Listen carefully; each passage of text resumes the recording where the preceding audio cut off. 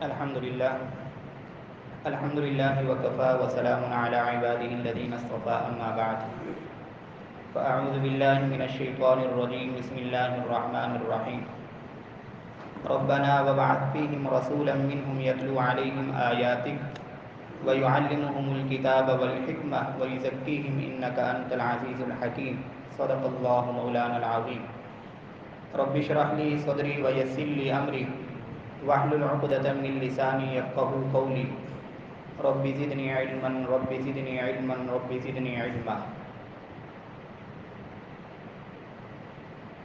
برادران اسلام، بزرگان محترم، آج اللہ کے فضل سے ہم رسول اللہ صلی اللہ علیہ وسلم کی سیرت مبارکہ کے احوال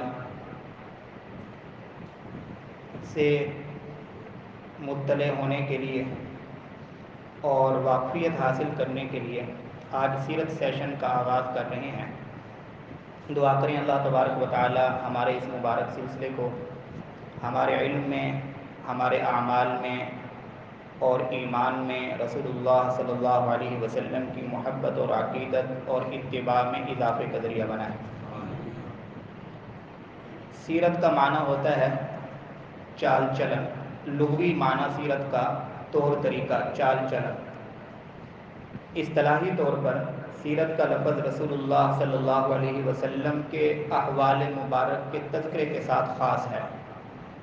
اب جب بھی مطلقاً سیرت کا لفظ بولا جائے گا، مطلقاً سیرت کا، تو اس سے معلوم اس کا مطلب ہوگا کہ رسول اللہ صلی اللہ علیہ وسلم کے احوال اور زندگی کے حالات مقصود ہیں.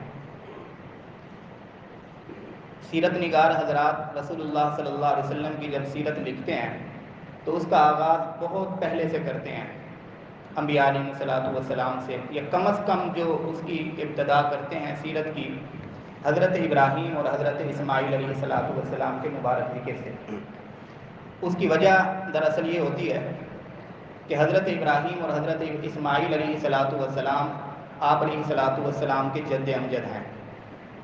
رسول اللہ صلی اللہ علیہ وسلم حضرت اسماعیل کی اولاد میں ہیں، اور حضرت ابراہیم علیہ الصلوۃ والسلام نے باقاعدہ جب خانہ کعبہ کی تعمیر کی اس وقت دعا مانگی تھی رسول اللہ صلی اللہ علیہ وسلم کی بعثت کی اپنی اولاد کے اندر. تو اس لیے کم سے کم بھی اگر اس سیرت کو شروع کیا جائے پیچھے حالات کو سمجھنے کے لیے، تو اس سیرت کا آغاز حضرت ابراہیم اور حضرت اسماعیل کے حالات سے ہوتا ہے. آج ہم پہلے اسی کا مذاکرہ کریں گے انشاءاللہ. اس کے اندر حضرت ابراہیم علیہ الصلوۃ والسلام کا اپنے بیوی اور بچے کو حضرت اماں ہاجرہ اور حضرت اسماعیل کو مکہ میں جا کر چھوڑنا، اور ایسی جگہ جو کہ وادی غیر ذی زرع تھی اللہ کے حکم سے چھوڑ کر آنا، پھر وہاں مکہ کے اندر کوئی آبادی نہیں تھی، وہاں آ کر قبائل کا آباد ہونا، حضرت اسماعیل علیہ الصلوۃ والسلام کی شادی، خانہ کعبہ کی تعمیر. یہ ایک اہتمام ہو رہا ہے آپ علیہ الصلوۃ والسلام کے لیے، شہر کو سجایا جا رہا ہے. ہم وہاں سے پڑھیں گے کہ کس انداز سے اللہ تبارک و تعالی نے اہتمام فرمایا. حضرت ابراہیم علیہ الصلوۃ والسلام کی جو بیوی اماں ہاجرہ تھی، ان کے بطن سے حضرت اسماعیل علیہ الصلوۃ والسلام کی ولادت ہوئی. ابھی حضرت اسماعیل چھوٹے تھے، دودھ پیتے بچے، کہ حضرت ابراہیم کو اللہ کی طرف سے حکم ہوا کہ جاؤ میرے بندے، میرے ابراہیم، میرے خلیل، جا کر اپنی بیوی اور بچے کو جا کر ایک ایسی جگہ پہ چھوڑ کے آؤ مکہ میں جو کہ وادی غیر ذی زرع ہے. حالانکہ حضرت ابراہیم مکی النسل تو نہیں تھے، مکہ میں رہنے والے نہیں تھے. حضرت ابراہیم علیہ الصلوۃ والسلام بنیادی طور پر عراق، پھر شام اور فلسطین میں آئے اللہ کے حکم سے. اب یہاں سے حکم ہو رہا ہے کہ جاؤ اپنی بیوی کو اور دودھ پیتے بچے کو جا کر مکہ میں چھوڑ کے آؤ. اور مکہ کی اس وقت کی حالت کیا ہے؟ قرآن مجید اس حالت کو بیان کرتا ہے وادی غیر ذی زرع سے، کہ یعنی اس جگہ نہ تو کوئی پینے کی کوئی چیز موجود ہے، پانی تک موجود نہیں، کھانے کی کوئی جنس موجود نہیں، رہائش آبادی بالکل نہیں ہے. لقدق صحرا ہے، وادی غیر ذی زرع، جہاں کوئی جنس بھی نہیں ہے موجود، کھانے پینے کی کچھ نہیں. اب اللہ کے پیغمبر کو یہ حکم ہوتا ہے، انہوں نے بھی چون چرانی کی کہ اے الہ العالمین کس جگہ پہ آپ کہہ رہے ہیں میں اپنی بیوی اور بچے کو چھوڑ کے آؤں. لے کے چل پڑے. حکم یہ تھا کہ خاموشی کے ساتھ جا کے چھوڑ کے آنا ہے، کسی قسم کا تذکرہ نہیں کرنا بیوی بچوں کو. اب لے کے آ گئے، مکہ میں چھوڑ دیتے ہیں، اور چھوڑا اس جگہ پہ جہاں آج زمزم کا کنواں ہے، بالکل بیائی نہیں اسی جگہ پہ چھوڑ دیا. چھوڑ کے حضرت ابراہیم علیہ السلام واپس مڑتے ہیں۔ ان واقعات کو تھوڑا سا ایمانی جذبات کے ساتھ سنیے گا، اور پھر اس میں سے خود مضمرات نکالیے گا کہ آج ہماری ایمانی کیفیت کیا ہے، اس وقت حضرت ابراہیم علیہ السلام کی بیوی کی ایمانی کیفیت، عورت کی ایمانی کیفیت کیا تھی۔ واپس خاموشی کے ساتھ مڑتے ہیں، پیچھے حضرت اماں ہاجرہ فرماتی ہیں، پیچھے پیچھے آ رہی ہیں کہ ابراہیم خیریت تو ہے، کہاں چھوڑ کے جا رہے ہو؟ نہ کوئی سسرال ہے، نہ بھائی کا گھر، نہ بہن کا گھر، اتنا دور دراز آ کے ایسی جگہ پہ چھوڑ کے جا رہے، نہ یہاں پانی پینے کے لیے موجود، نہ کھانے کے لیے کوئی جنس موجود ہے، نہ آبادی ہے۔ ابراہیم خاموش، کیونکہ حکم تھا کہ خاموش رہنا ہے، خاموش۔ پیچھے جا رہی ہیں، پوچھ رہی ہیں کہ اللہ نے ذہن میں ڈالا کہ یہ اللہ کے پیغمبر بھی تو ہیں ابراہیم، ہو سکتا ہے کہ اللہ نے حکم دیا ہو کہ یہاں ہمیں چھوڑ دیا جائے۔ تو حضرت اماں ہاجرہ نے پوچھا، اللہ امرک بہذا، ابراہیم صرف اتنا بتا دیجیے کہ اللہ کا حکم ہے کہ آپ ہمیں یہاں چھوڑیں۔ تو اجازت ملی حضرت ابراہیم کو جواب دینے کی، صرف اتنی، ہاں ان اللہ امرنی، بے شک اللہ نے مجھے حکم دیا ہے۔ اس کے فوراً بعد حضرت اماں ہاجرہ واپس پلٹ کر کہنے لگی کہ ابراہیم اگر اللہ کا حکم یہ ہے۔ اس کے بعد حضرت ہاجرہ نے جو جواب دیے، حدیث پاک کے اندر اس کے مختلف الفاظ آتے ہیں، سنیے وہ کہ اس وقت کی عورت کے ایمان کا کیا لیول تھا۔ جب حضرت اماں ہاجرہ کو پتہ چلا کہ اللہ نے حکم دیا ہے، سب کچھ چھوڑ چھاڑ کر بالکل وادی غیر ذی زرع میں، دودھ پیتا بچہ بھی ساتھ ہے، پتہ ہے کہ آگے خوراک کا بندوبست بھی نہیں ہوگا، تو ایک تو حدیث میں یہ جملہ آتا ہے کہ فرمانے لگی اذن لا یضیعنا، اگر یہ اللہ کا حکم ہے تو میں ہاجرہ یقین کرتی ہوں کہ اللہ پھر ہمیں ضائع نہیں کرے گا۔ ایک یہ جواب ملتا ہے۔ دوسرا جواب حدیث پاک کے اندر آتا ہے رضیت باللہ، کہ ابراہیم اگر اللہ کا حکم ہے تو جائیے، ہمیں آپ کی فکر نہیں، میں اللہ کے اس فیصلے پر راضی ہوں، اس لیے کہ میں اللہ کی بندی ہوں۔ تیسرا جواب وہ ایک مشہور دعا ہے اور بڑی مؤثر دعا ہے کہ حدیث پاک کے اندر آتا ہے کہ اس وقت جب حضرت اماں ہاجرہ کو یہ معلوم ہوا کہ یہ اللہ کا حکم ہے، تو اماں ہاجرہ کہنے لگی کہ ابراہیم جائیے، حسبنا اللہ و نعم الوکیل، کہ ہمارے لیے اللہ ہی کافی ہے اور بہترین کارساز ہے۔ اور یہ ایسا مبارک جملہ ہے اور ایسا بابرکت جملہ ہے، حسبنا اللہ و نعم الوکیل، کہ حدیث کی کتابوں کے اندر جب آپ مطالعہ کریں گے تو آپ کو معلوم ہوگا کہ یہ جملہ صرف اماں ہاجرہ نے نہیں کہا، بلکہ حضرت ابراہیم علیہ السلام کو جب آگ میں ڈالا گیا، آتش میں ڈالا گیا، اس وقت حضرت ابراہیم علیہ السلام کی زبان مبارک پر یہ مبارک جملہ تھا، حسبنا اللہ و نعم الوکیل۔ غزوہ احد کے اندر ظاہری طور پر مسلمانوں کے اوپر شکست آئی اور اتنی بڑی آزمائش آئی کہ قرآن اس کا نقشہ کھینچتا ہے، قرآن کہ ضاقت علیہم الارض بما رحبت، باوجود زمین وسعت کے تنگ ہو گئی، یعنی اتنی ہلاکت انہیں سامنے نظر آنے لگی کہ ہم سارے کے سارے ہلاک ہو جائیں گے، وقتی طور پر یہ آزمائش آئی۔ اس وقت حضرات صحابہ کرام کی زبانوں پر جو جملہ تھا، یہ جو ہے نا ان احادیث کے اندر، جو کہ ان جنگ کے احوال کے بارے میں احادیث ہیں، قرآن مجید بھی کہتا ہے، اس وقت صحابہ کرام کی زبان پر یہی جملہ تھا، حسبنا اللہ و نعم الوکیل، کہ ہمارے لیے ہمارا اللہ کافی ہے اور بہترین کارساز ہے۔ حضرت اماں عائشہ صدیقہ رضی اللہ عنہا، ان پر جب منافقین نے بدکاری کی تہمت لگائی، نعوذ باللہ بدکاری کی تہمت، آپ سمجھ سکتے ہیں کہ میری اور آپ کی بیوی پر اگر کوئی بدکاری کی تہمت لگائے، اس وقت میری اور آپ کی غیرت کا کیا عالم ہوگا۔ یہ تو عصمت رسول ہیں، حضور علیہ السلام کی گھر کی عزت ہیں، ان پہ منافقین بدکاری کی تہمت لگا رہی ہیں۔ اس وقت حدیث پاک میں آتا ہے، سورہ نور کی آیت کی تفسیر میں، تفسیر طبری میں بھی ذکر کیا گیا کہ جب حضرت اماں عائشہ صدیقہ کو یہ خبر ملی کہ آپ کے اوپر فلاں منافقین نے بدکاری کی تہمت لگائی ہے، سب سے پہلا جملہ جو حضرت اماں عائشہ صدیقہ رضی اللہ عنہا کی زبان پہ آیا، حسبی اللہ و نعم الوکیل، میرے لیے میرا اللہ ہی کافی ہے اور بہترین کارساز ہے۔ یعنی یہ جملہ ایسا مبارک جملہ ہے کہ آج کی مجلس میں اس جملے کو بھی لے کے آئیے۔ جب بھی کوئی مشکل ہو، پریشانی ہو، رشتے کی کچھ پریشانی ہے، کاروبار کی پریشانی ہے، روزگار کی پریشانی ہے، اولاد کی پریشانی، کوئی بھی، پورا کا پورا نقشہ پریشانی کا کھڑا ہے، مایوسی کا کھڑا ہے اور مصائب کا کھڑا ہے، اس میں آپ یقین کے ساتھ اس کو ورد بنائیے، حسبنا اللہ و نعم الوکیل۔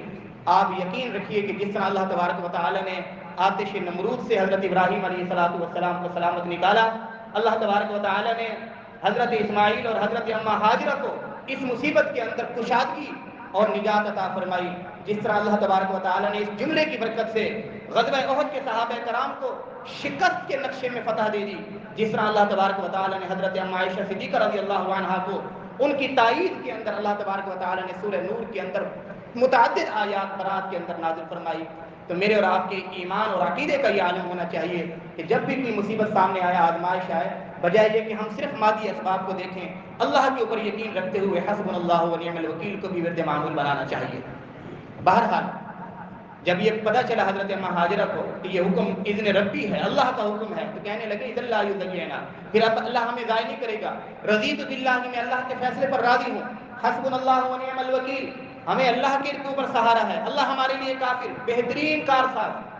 اس کے بعد حضرت ابراہیم پلٹ جاتے ہیں۔ اب ان کے پاس تھوڑا سا ایک زاد راہ ہوتا ہے، کچھ ستو ہے، کچھ چنے ہیں، تھوڑا سا پانی ہے، 2-3 دن گزرتے ہیں، 4 دن گزرتے ہیں، سب کچھ ختم ہو جاتا ہے۔ اب پانی بھی موجود نہیں۔ اب حضرت اماں ہاجرہ، ظاہر ہے ماں بھی تو ہیں، ماں کی ممتا بھی ہے، دودھ پیتا بچہ ہے، ظاہر ہے اس وقت ماں کی ممتا کا کیا عالم ہوگا، لیکن ساتھ اللہ کے اس فیصلے پر رضامندی بھی تھی، شکوہ نہیں تھا زبان پہ، کوئی شکایت نہیں تھی۔ جیسے ہی دیکھا کہ پانی ختم ہو گیا ہے، میرا بیٹا تو تڑپ رہا ہے اور کشمکش میں ہے، کہیں ایسا نہ ہو کہ پانی کے نہ ہونے کی وجہ سے زندگی سے ہاتھ نہ دھو بیٹھے۔ حضرت اماں ہاجرہ رضی اللہ عنہا، ہماری ماں ہیں سلام اللہ علیہا، صفا سے مروہ دوڑتی ہیں، مروہ سے صفا دوڑتی ہیں پانی کی تلاش کے اندر۔ اللہ کو یہ دوڑنا اتنا پسند آتا ہے کہ اللہ تبارک و تعالی عمرے کے اندر صفا اور مروہ کی سعی کو ایک منسک کے طور پر اللہ متعارف کرا دیتے ہیں کہ یہ عمرے کے اندر لازمی صفا اور مروہ کے درمیان اگر تم سعی نہیں کرو گے تو تمہارا عمرہ کامل نہیں ہوگا۔ یعنی یہ دوڑنا تو حضرت اماں ہاجرہ کا تھا۔ اللہ کو یہ ادا اتنی پسند آئی کہ میرے فیصلے پر راضی ہوتے ہوئے بچے کی قربانی دے کر، اپنی قربانی دے کر آج یہ پانی کی تلاش میں ہے، ماں کی ممتا کی وجہ سے، زندگی کی مجبوری ہے، پانی کے بغیر زندگی نہیں، لیکن زبان پر میرا کوئی شکوہ، میری تقدیر اور فیصلے پہ کوئی شکایت نہیں ہے۔ اللہ کو اتنا پسند آیا کہ اللہ نے اس کو یعنی صفا اور مروہ کے درمیان سعی کو مناسک بھی قرار دیا، اور شاعر اللہ میں سے ایک شاعر بھی، قرآن مجید میں اللہ فرماتے ہیں ان الصفا والمروۃ من شعائر اللہ، صفا اور مروہ کے درمیان دوڑنا اور سعی کرنا یہ اللہ تبارک و تعالی کی نشانی میں سے ایک بڑی نشانی ہے، نشانی قرار دے دیا۔ یہ کتنا بڑا اہتمام ہو رہا ہے، کتنا بڑا پروٹوکول مل رہا ہے آپ علیہ الصلوۃ والسلام کے والدین کو، کتنا بڑا۔ اچھا یہ تو ملا ہی ملا، اب چکر لگا رہی ہیں، چکر لگاتے لگاتے غیب سے آواز آتی ہے کہ بی بی پریشان نہ ہو، رک جائیے، جاء الغوث، اللہ کی مدد آ چکی ہے۔ حضرت اماں ہاجرہ پریشان ہے کہ آواز آ رہی ہے لیکن کوئی صورت سامنے نہیں، شکل سامنے نہیں، کہاں سے آواز آ رہی ہے، گھبرا گئی، پریشان ہو گئی۔ تو غیبی آواز آئی کہ میں جبرائیل ہوں، اللہ نے مجھے بھیجا ہے، پریشان ہونے کی ضرورت نہیں، اللہ نے حکم دیا ہے کہ جس جگہ آپ کے بیٹے اسماعیل کے پاؤں ہیں میں آ کر یہاں اپنا پر ماروں، وہ پر مارنے آیا ہوں۔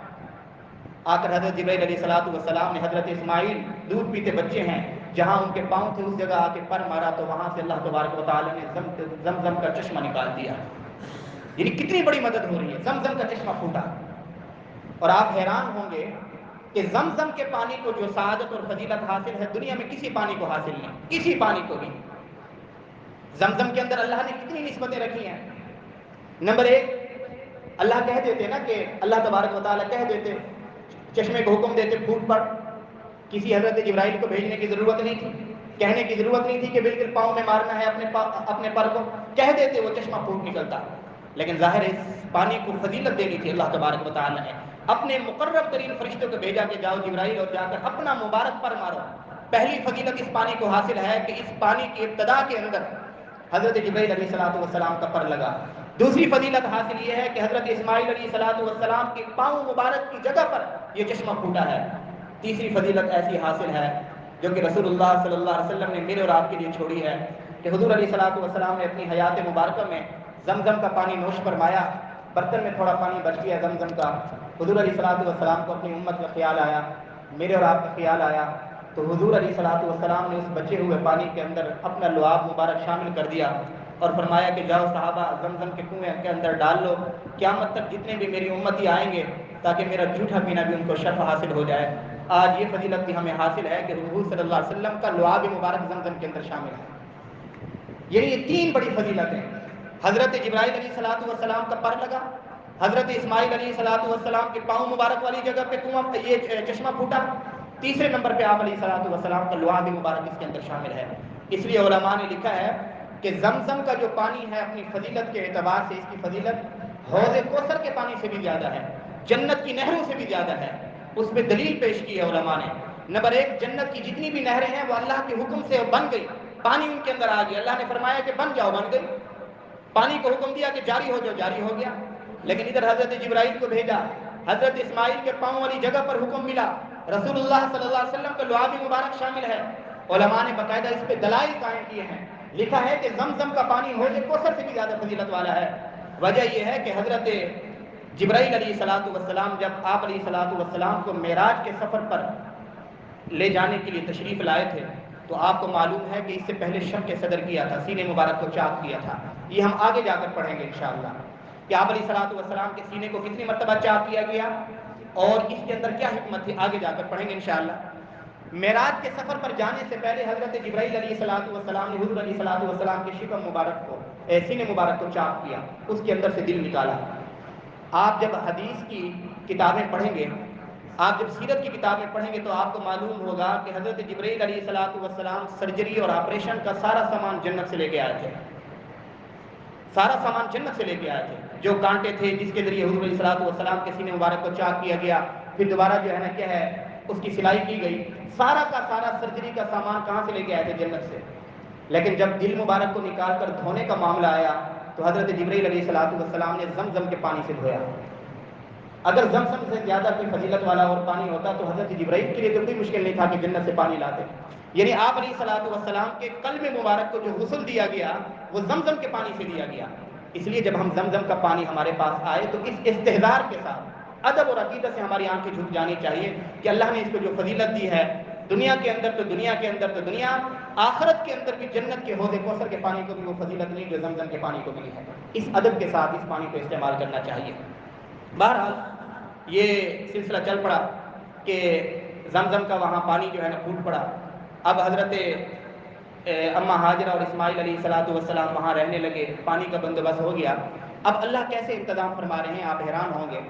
اب ظاہر ہے اس مکے میں، جس مکے میں آپ علیہ الصلوۃ والسلام کی، میرے اور آپ کے محبوب آقا حضرت محمد مصطفیٰ صلی اللہ علیہ وسلم کی ولادت باسعادت ہونی تھی، اب ظاہر ہے اس کو آباد بھی کرنا تھا۔ ابھی تک تو وہاں کوئی آبادی نہیں، وادی غیر ذی زرع ہے۔ اب یہ ماں اور بیٹا اکیلے ہیں اس جگہ پر مکہ کے اندر کہ جہاں اب زمزم کا کنواں ہے۔ یمن کے اندر ایک قبیلہ تھا، قبیلہ جرہم، انہوں نے اپنے پانی کے استعمال کے لیے، پانی کو محفوظ کرنے کے لیے ایک ڈیم بنایا ہوا تھا جسے سد معارف کہا جاتا تھا۔ سد معارف، سد کہتے ہیں بند کو، جیسے ہم ڈیم کے اندر آگے بند باندھ دیتے ہیں، پانی کو محفوظ کر دیتے ہیں، پھر پورا سال استعمال کرتے ہیں، انہوں نے بھی اس طرح کیا ہوا تھا۔ اتفاق سے یہ ایک تکوینی نظام تھا کہ اللہ نے اب مکے کے اندر آبادی کا سبب پیدا کرنا تھا، اتفاق سے ان کا بند ٹوٹ گیا۔ یمن کے جو قبیلہ جرہم تھا، بنی جرہم والے، ان کا بند ٹوٹ گیا، پانی سارا کا سارا پھیل گیا۔ پھیلنے کے بعد پانی جو ان کے پاس محفوظ تھا وہ ختم ہو گیا۔ اب ظاہر پریشان ہوئے کہ اس بستی میں اب ہمارے لیے رہنا تو مشکل ہو گیا، اب ہمیں نقل مکانی کرنی چاہیے۔ اب وہ نقل مکانی کرتے ہوئے کسی ایسی جگہ پہ جائیں جہاں پانی موجود ہو تاکہ وہاں جا کر ہم اپنے قبیلے کو آباد کریں۔ تلاش کرتے کرتے کرتے کرتے مکہ کے جب قریب آئے، انہوں نے دیکھا کہ سامنے مکہ کی حدود کے اندر پرندے اڑ رہے ہیں۔ آپس میں حیران بھی ہوئے کہ یہ جگہ تو لق تک صحرا تھی، یہاں تو ہم آتے بھی تھے اپنے تجارتی سفر سے، یہاں سے گزرتے بھی تھے، یہاں تو کوئی پانی نہیں تھا، لیکن پرندوں کا اڑنا یہ ثابت کر رہا ہے کہ کوئی پانی کا انتظام ہو چکا ہے، اس لیے کہ پرندے وہاں ہوتے ہیں جہاں پانی کا انتظام ہوتا ہے۔ آگے آئے، آگے دیکھا تو ایک بوڑھی اماں بیٹھی ہیں، حضرت اماں ہاجرہ میری اور آپ کی ماں، ساتھ ایک دودھ پیتا بچہ ہے، اس کنویں کے ساتھ بیٹھے ہیں۔ وہ لوگ اگرچہ جتنے جو ہے نا خامیوں کے اندر مبتلا تھے، قتل و قتال کرتے تھے، جھگڑے کرتے تھے چھوٹی چھوٹی باتوں پر، لیکن ان لوگوں کے سامنے کچھ اصول و ضوابط ایسے تھے کہ ان کو فالو کرتے تھے، اصول و ضوابط کے بڑے پابند تھے، کچھ انہوں نے بنائے ہوئے تھے۔ اب آ کر انہوں نے قبضہ نہیں کیا، صرف ایک عورت بیٹھی آ کر قبضہ کر لیتے نہیں، ان کا ایک وفد آیا، اس وفد نے آ کر ٹیبل ٹاک کی، حضرت مہاجرہ سے مذاکرات کیے اور حقیقت حال بتائی کہ ہم یمن کے اندر رہنے والے ہیں، وہاں پانی ختم ہوا، چلتے چلتے چلتے کئی دن ہو گئے ہیں، ہمارے بچے بھی ہیں، ہماری عورتیں بھی ہیں، آپ کے سامنے ہیں، اگر آپ اجازت دیں تو ہم آپ کے اس کنویں کے ارد گرد آباد ہو سکتے ہیں، یعنی اجازت مانگی جا رہی ہے۔ اس واقعے کے اندر بھی ہمارے لیے سبق ہے کہ ہم میں سے جو قوی ہوتا ہے وہ ضعیف سے پھر کوئی اجازت نہیں مانگتا، کمزور سے جا کر تسلط قائم کر دیتا ہے۔ حضرت اماں ہاجرہ بڑی دانش مند تھی، بڑی عقل مند تھی، انہوں نے کہا یہ تو مجھے خوشی ہوگی کہ آپ یہاں آ کر آباد ہوں، اس پانی سے آپ جو ہے نا فائدہ اٹھائیں، اس کو استعمال کریں، لیکن اس پانی پر حق کی ملکیت ہمارا ہوگا، حق کی ملکیت تمہارا نہیں ہوگا، قبضہ ہمارا ہوگا۔ وہ مان گئے۔ اب اس کے بعد آ کر وہ آباد ہو گئے۔ اب یہ قبیلہ جرہم والے آباد ہوئے۔ اس دوران حضرت اسماعیل علیہ الصلوۃ والسلام کی پرورش ہوتی رہی، جن کے نسل سے آپ علیہ الصلوۃ والسلام کی ولادت ہوئی۔ ان کی پرورش ہوتی رہی یہاں تک کہ جوان ہو گئے۔ اب حضرت اسماعیل علیہ الصلوۃ والسلام کی شادی قبیلہ جرہم کی ایک لڑکی کے ساتھ کر دی گئی۔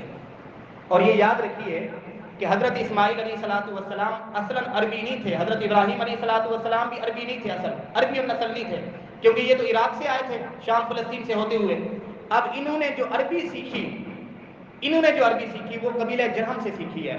قبیلہ جرہم یمن کے رہنے والے تھے، اور یمنی جو تھے یہ اصلاً عربی تھے، یہ کسی سے سیکھ کے نہیں آئے تھے۔ سیرت کی کتابوں کے اندر دو اصطلاحات استعمال ہوتی ہے، عرب کی دو تقسیمیں کی گئی ہیں، عرب عاربہ، عرب مستعربہ۔ عرب عاربہ وہ ہوتے ہیں جو کہ اصلاً عربی ہوتے ہیں، جیسے یہ یمنی آئے تھے قبیلہ جرہم والے۔ عرب مستعربہ وہ ہوتے ہیں جو عربیوں سے عربی سیکھ کر پھر قادر ہو جاتے ہیں، پھر عربی بن جاتے ہیں۔ حضرت اسماعیل علیہ الصلوۃ والسلام دوسری قسم سے عرب مستعربہ، جنہوں نے عاربہ سے عربی سیکھی۔ اب اس کے بعد شادی ہو جاتی ہے اور ازدواجی زندگی شروع ہو جاتی ہے۔ ادھر سے جب حضرت اسماعیل علیہ الصلوۃ والسلام کی عمر 16 برس کو پہنچتی ہے، حضرت ابراہیم کو حکم ہوتا ہے کہ جاؤ اپنی بیوی اور بچے کو جہاں چھوڑ کے آئے تھے وہاں جاؤ اور میرے گھر کی تعمیر شروع کرو، کعبۃ اللہ کی۔ اب یہ سارا انتظام ہو رہا ہے تکوینی طور پہ، ایسا نہیں ہے کہ جو ہم نے شروع کیا ہے اس کا کوئی ربط نہیں ہے۔ ظاہر ہے جس شہر میں، جس علاقے میں آقا نامدار حضرت محمد مصطفیٰ صلی اللہ علیہ وسلم کی ولادت ہونی تھی، اس کا انتظام ہو رہا ہے، اور کس خوبصورتی کے ساتھ ہو رہا ہے۔ ایک ایک واقعے کو آپ غور کر کے دیکھتے جائیے، سنتے جائیے، اس سے پھر کچھ حاصل کیجیے۔ اب حضرت ابراہیم آ جاتے ہیں، مکہ میں آ جاتے ہیں۔ مکہ میں آ کر اللہ کے اس حکم کی تعمیل شروع کر دیتے ہیں، کعبۃ اللہ کی تعمیر۔ لیکن ایک مسئلہ درپیش ہوتا ہے کہ کعبۃ اللہ کی تعمیر کے اندر حد بندی کیا ہونی چاہیے۔ اچھا، اس سے پہلے تعمیر ہو چکی تھی کعبۃ اللہ کی، یہ ذہن میں رکھیے، تھوڑی سی تاریخ آپ کے سامنے ہونی چاہیے۔ سب سے پہلی تعمیر کعبۃ اللہ کی فرشتوں نے کی ہے۔ کس نے کی ہے؟ سب سے پہلی تعمیر فرشتوں نے، اللہ کے حکم سے براہ راست فرشتوں نے آ کر تعمیر کی۔ حضرت آدم علیہ الصلوۃ والسلام کی ولادت سے بھی 2000 سال پہلے کی بات ہے۔ حضرت آدم علیہ الصلوۃ والسلام کی تخلیق سے 2000 سال پہلے کی بات ہے کہ حضرت یعنی فرشتوں نے اللہ کے حکم سے کعبہ کی تعمیر کی تھی، بیت اللہ شریف کی، یہ جو ہمیں کعبۃ اللہ نظر آتا ہے۔ اس کے اندر بنیاد کیا بنایا تھا؟ بنیاد بیت المعمور کی بالکل سیدھ میں بیت اللہ کو انہوں نے تعمیر کیا تھا اللہ کے حکم سے۔ زمین پر جس طرح ہم مسلمانوں کے طواف کے لیے اور عبادت کے لیے اللہ نے ایک مرکزی عبادت کا حرم شریف کے اندر کعبۃ اللہ کو رکھی ہے، اسی طرح اس کی بالکل سیدھ میں 7ویں آسمان پر بیت المعمور ہے، وہاں فرشتے طواف کرتے ہیں۔ یہاں مسلمان طواف کرتے ہیں زمین پر، بالکل اسی سیدھ میں 7ویں آسمان پر، جو ہمیں نظر آ رہا ہے نا، یہ پہلا آسمان، اس کے بعد دوسرا، پھر تیسرا، پھر چوتھا، پھر پانچواں، پھر چھٹا، پھر ساتواں۔ آپ حیران ہوں گے، حدیث پاک کے اندر آتا ہے، میں آپ کو حدیث پاک سنا رہا ہوں اس کا مفہوم، کہ اللہ تبارک حدیث پاک میں آپ علیہ الصلوۃ والسلام فرماتے ہیں کہ اللہ تبارک و تعالی نے یہ جو تہ بتہ 7 آسمان پیدا کیے ہیں، ان 7 آسمانوں میں ہر 2 آسمانوں کے درمیان 500 سال کی مسافت ہے، ہر 2 آسمانوں کے درمیان۔ اب یہ مسافت اللہ کے علم میں ہے، گھوڑے کی مسافت ہے، گاڑی کی مسافت ہے، جہاز کی مسافت ہے، اللہ کے علم میں ہے کہ کس چیز کی مسافت ہے۔ اور یہ 500 سال بھی دنیا کے مراد لیے گئے ہیں یا آخرت کے مراد لیے گئے ہیں؟ یعنی ہر 2 آسمانوں کے درمیان کتنی مسافت ہے؟ 500 سال کی مسافت۔ اور ہر آسمان کی جو موٹائی ہے اس کی بھی 500 سال کی مسافت ہے۔ یہ میں آپ کو حدیث پاک کا مفہوم بتا رہا ہوں، یعنی یہ آسمانوں کا نظام ہے۔ 7ویں آسمان پر جا کر بیت المعمور ہے، بالکل کعبۃ اللہ کی سیدھ میں۔ جس طرح یہاں مسلمان طواف کرتے ہیں، وہاں بیت المعمور کے ارد گرد فرشتے طواف کرتے ہیں۔ رسول اللہ صلی اللہ علیہ وسلم جب معراج کے موقع پر تشریف لے گئے، پہلے آسمان، دوسرے، تیسرے، چوتھے، 5ویں، چھٹے، 7ویں پہ حضرت جبرائیل کے ساتھ جب 7ویں پہ گئے تو دیکھا کہ ایک عمارت ہے اور اس کے ساتھ ایک بزرگ بیٹھے ہیں، ہاتھ میں عصا مبارک ہے، ٹیک لگا کے بیٹھے ہیں۔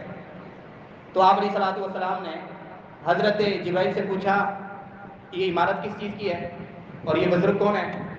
تو حضرت جبرائیل نے فرمایا کہ یہ عمارت تو ہے بیت المعمور، اور یہ جو بزرگ ٹیک لگا کے بیٹھے یہ آپ کے جد امجد حضرت سیدنا ابراہیم علیہ السلام ہیں۔ یعنی کیا مقام اس وقت، کیا یعنی منظر ہوگا جب آپ علیہ الصلوۃ والسلام کی ملاقات ہو رہی ہے حضرت ابراہیم علیہ السلام سے۔ اور پھر حضرت جبرائیل علیہ الصلوۃ والسلام نے فرمایا کہ اے اللہ کے نبی، یہ بیت المعمور ہے اور بیت المعمور کے گرد روزانہ 70,000 فرشتے طواف کرتے ہیں، اور جو 70,000 فرشتے طواف کر چکے ہوتے ہیں قیامت تک ان کی باری دوبارہ نہیں آئے گی۔ یعنی اس کثرت کے ساتھ آسمانوں پر اللہ کی عبادت کے لیے فرشتے موجود ہیں۔ تو آپ مجھے بتائیے، ہم جو عبادت کرتے ہیں یہ ہماری ضرورت ہے یا اللہ کی ضرورت ہے؟ یعنی عبادت کی تو اللہ کی کوئی ضرورت نہیں ہے۔ اتنی زیادہ تعداد میں فرشتے، 70,000 کی تعداد میں روزانہ فرشتے طواف کر رہے ہیں، قیامت تک پھر ان 70,000 کی باری نہیں آئے گی۔ اس لیے نماز پڑھتے ہوئے، روزہ رکھتے ہوئے، قرآن کی تلاوت کرتے ہوئے، نماز پڑھاتے ہوئے، پہلی صف میں آ کر نماز پڑھتے ہوئے، تہجد اشراق پڑھتے ہوئے کبھی ذہن میں یہ نہ آئے کہ میں بہت بڑا احسان کر رہا ہوں۔ کبھی ذہن میں یہ بات نہیں آنی چاہیے۔ کیا احسان کر رہے ہیں؟ یہ تو ہماری ضرورت ہے کہ ہم اللہ کو راضی کرنا چاہتے ہیں، کامیاب ہونا چاہتے ہیں۔ اللہ کو ہماری عبادت کی ضرورت نہیں ہے۔ بہرحال بیت المعمور کی سیدھ میں سب سے پہلے فرشتوں نے کعبۃ اللہ کی تعمیر کی۔ اس کے بعد دوسری تعمیر حضرت آدم علیہ السلام نے کی ہے۔ تیسری تعمیر کتابوں میں لکھا ہے کہ حضرت آدم علیہ السلام کی اولاد نے کی ہے، جس میں حضرت شیس علیہ السلام کا ذکر بھی آتا ہے۔ چوتھی تعمیر پھر حضرت سیدنا ابراہیم نے کی ہے۔ اس سے پہلے طوفان نوح کے اندر کعبۃ اللہ کی جو عمارت تھی وہ بہہ چکی تھی۔ طوفان نوح کے اندر صرف ایک ٹیلا تھوڑا سا باقی رہ گیا تھا، اب اس کے اوپر کعبۃ اللہ کی تعمیر کرنی تھی۔ اب حضرت ابراہیم علیہ السلام کو یہ مشکل پیش آئی کہ اس کی حد بندی کتنی ہوگی کہ جہاں میں نے دیواریں کھڑی کرنی ہے، تھوڑا سا ٹیلا بچا ہوا ہے۔ اب اللہ نے اپنی قدرت کا ایک نظام، آج ہم سائنس سے جتنے بھی متاثر ہو جائیں کہ سائنس نے یہ ترقی کر لی ہے، یہ ترقی کر لی ہے، یہ ترقی کر لی ہے، ساری جھلکیں پہلے موجود ہیں۔ اللہ نے اپنی قدرت کے سارے مناظر پہلے دکھا دیے ہیں۔ اللہ نے حکم دیا کہ میرے خلیل گھبرانے کی ضرورت نہیں، اوپر سے بادل آئے گا، تمہارے اوپر سایہ فگن ہوگا، بادل کا سایہ جہاں جہاں تک ہو بس وہ کعبۃ اللہ کی حد بندی ہے۔ ادھر ادھر بس تم نے جو ہے نا دیواریں دے دینی ہے، جہاں تک بادل کا سایہ ہوگا نا وہ حد بندی ہے۔ اور لکھا ہے کہ حد بندی جو کعبۃ اللہ کی اب عمارت ہے، اس کی جو لمبائی ہے یہ 16 میٹر ہے، اور جو اس کی دیواریں ہیں وہ ہر دیوار 12 میٹر کی ہے۔ یعنی یہ پیمائش وہ ہے جو حضرت سیدنا ابراہیم علیہ السلام کو اس بادل کے سائے کے ذریعے بتلائی گئی۔ اب حضرت سیدنا ابراہیم علیہ السلام نے تعمیر شروع کر دی۔ ظاہر ہے کتنا قد ہوگا حضرت سیدنا ابراہیم کا؟ 5 فٹ کا، 6 فٹ کا، 7 فٹ کا ہوگا، جتنا بھی ہو زیادہ سے زیادہ۔ اور دیوار کھڑی کرنی تھی کتنی؟ 16 میٹر کی۔ جہاں تک حضرت ابراہیم علیہ السلام کا ہاتھ پہنچتا تھا وہاں تک تو پتھر رکھ دیے۔ اب ظاہر ہے دیوار اونچی ہونے لگی تو اب مشکل ہو گئی کہ اوپر میں پتھر کیسے پہنچاؤں۔ کوئی مشین بھی موجود نہیں ہے، سیڑھیاں بھی موجود نہیں ہیں جیسے آج کل کے مستری کرتے ہیں۔ اللہ نے پھر حکم دیا کہ ابراہیم میرے خلیل پریشان ہونے کی ضرورت نہیں، یہ جو پتھر نیچے پڑا ہے نا اس پہ کھڑے ہو جاؤ، اس پتھر کو ہم تمہارا تابع کر دیتے ہیں، جتنی بلندی تمہیں درکار ہوگی یہ پتھر خود بخود مشینری کی طرح اوپر ہو جائے گا، جب تم نیچے آنا چاہو گے تو یہ پتھر خود بخود نیچے آ جائے گا۔ یعنی آج کل ہم دیکھتے ہیں نا جو ہمارے پاس جھل کے موجود ہیں، یعنی 4,500 سال ہو گئے اس واقعے کو۔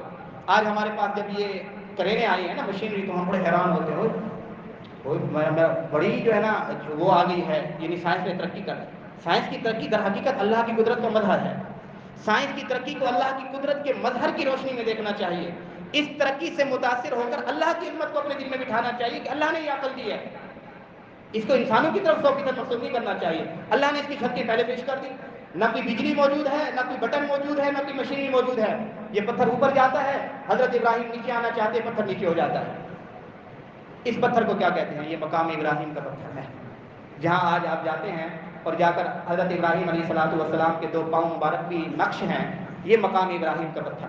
اب آپ حیران ہوں گے کہ یہ پتھر تو وہاں ہونا چاہیے تھا جہاں تعمیر کر رہے تھے، یہ بیت اللہ شریف سے دور کیسے ہو گیا؟ اس کے اندر بھی اللہ کی بڑی حکمت ہے۔ صحابہ کرام رضوان اللہ علیہ مجمعین کے دور میں طوفان آیا، سیلاب آیا، اور اس سیلاب سے یہ پتھر کیونکہ بالکل دروازے کے ساتھ تھا، جہاں کعبۃ اللہ کا دروازہ ہے نا، آپ حضرات نے اگر غور کیا ہو اس دروازے کے ساتھ تھوڑے سے نیچے پتھر کے نشان بھی ہیں، یہ اس جگہ پہ تھا۔ اس سیلاب کے اندر بہہ کر یہ اب اس جگہ پہ آگے جہاں مقام ابراہیم ہے، جہاں جا کر 2 رکعت نماز نفل پڑھتے ہیں۔ اب صحابہ کرام کے دور میں یہ بہہ کے یہاں آ گیا۔ اب صحابہ کرام نے مشورہ کیا کہ اس کو دوبارہ اس جگہ پہ رکھنا چاہیے یا یہاں ہی ٹھیک ہے۔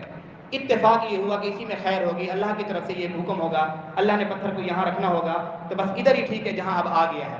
اب ہمیں حکمت بھی نظر آتی ہے، اگر وہاں موجود ہوتا تو طواف کرنے والوں کے لیے بڑی رکاوٹ بنتی۔ اچھا پھر اللہ کا تکوینی نظام دیکھیے آپ سابقہ تاریخ کا مطالعہ کریں گے تو آپ کو معلوم ہوگا کہ اب جس جگہ پہ پتھر ہے مقام ابراہیم کا، جس جگہ پہ، یہ بھی آئین ہی وہی جگہ ہے کہ جہاں حضرت سیدنا ابراہیم علیہ الصلوۃ والسلام دیوار تعمیر کر کے نیچے اتر کے تھوڑا سا سائڈ پہ آ کے دیوار کا لیول چیک کرتے تھے۔ یعنی مستری جب دیوار تعمیر کرتا ہے تو بالکل قریب کھڑے ہو کے دیوار کو نہیں دیکھتا، تھوڑا سا سائڈ پہ ہو کر آ کر دیوار کو دیکھتا ہے کہ دیوار کا لیول ٹھیک ہے۔ حضرت سیدنا ابراہیم علیہ الصلوۃ والسلام اس جگہ پہ آ کے دیوار کے لیول کو چیک کیا کرتے تھے جہاں آج کل مقام ابراہیم ہے۔ اللہ نے اس کو بھی ایک جو ہے نا شاعر جیسے بنا دیا، وَاتَّخِذُوا مِن مَّقَامِ إِبْرَاهِيمَ مُصَلًّى۔ اللہ کو یہ ادا اور یہ قربانی اتنی پسند آئی کہ اللہ نے فرمایا کہ اس جگہ کو بھی نماز کی جگہ بنا لو۔ اب بہرحال کعبہ کی تعمیر ہو گئی، اب حضرت ابراہیم علیہ الصلوۃ والسلام نے دعا مانگی کہ جو دعائیں مانگی نا وہ میں نے آپ حضرات کے سامنے سورہ بقرہ کی تلاوت کی۔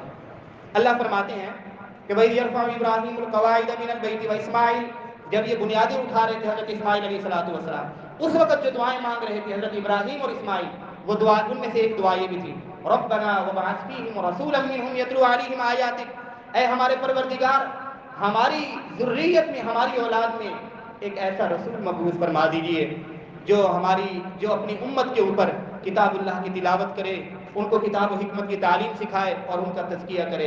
انک انت العزیز الحکیم۔ یہ پھر حضرت ابراہیم علیہ الصلوۃ والسلام کی دعاؤں کا ثمرہ اور نتیجہ کہ حضرت ہمارے پیارے نبی حضرت محمد مصطفیٰ صلی اللہ علیہ وسلم کی ولادت باسعادت حضرت اسماعیل علیہ الصلوۃ والسلام کی اولاد میں ہوئی۔ انشاءاللہ اس سے آگے پورا آدھا گھنٹہ ہو گیا ہے، اس سے آگے انشاءاللہ العزیز ہم پڑھیں گے کہ اب لگتا تو یہ ہے کہ ظاہر حضرت اسماعیل اور حضرت ابراہیم علیہ الصلوۃ والسلام جہاں ہیں وہاں قبیلہ جرہم تھا، پکا موحد تھا، موحد قبیلہ توحید کا، دیندار، حنفیت پہ قائم تھے، ملت ابراہیم حنیفہ والے۔ پھر یہ شرک کہاں سے آ گیا تھا مکہ میں؟ اگلی ہم انشاءاللہ العزیز، کیونکہ یہ پڑھنا بھی لازم ہے، آپ علیہ الصلوۃ والسلام کا جہاں بعثت ہوئی، جہاں ولادت ہوئی، جس معاشرے میں شرک سے بھرا ہوا تھا، بدعات سے خرافات سے بھرا ہوا تھا، ہم انشاءاللہ اگلے درس کے اندر یہ پڑھیں گے کہ یہ بدعات و خرافات کہاں سے آئی، آپ علیہ الصلوۃ والسلام کے دادا عبد المطلب کون تھے، آپ علیہ الصلوۃ والسلام کے خاندان کا مقام و مرتبہ کیا تھا، انشاءاللہ اگلے درس میں پڑھیں گے۔ اللہ تبارک و تعالی ہمارے اس بیٹھنے کو قبول فرمائے، جو کچھ پڑھا گیا اللہ تبارک و تعالی اس کو ہمارے علم کے لیے، عمل کے لیے، ہمارے ایمان کے لیے اضافے کا ذریعہ بنائے، رسول اللہ صلی اللہ علیہ وسلم کی شفاعت کا ذریعہ بنائے، کی شفاعت کا ذریعہ بنائے، کی شفاعت کا ذریعہ بنائے۔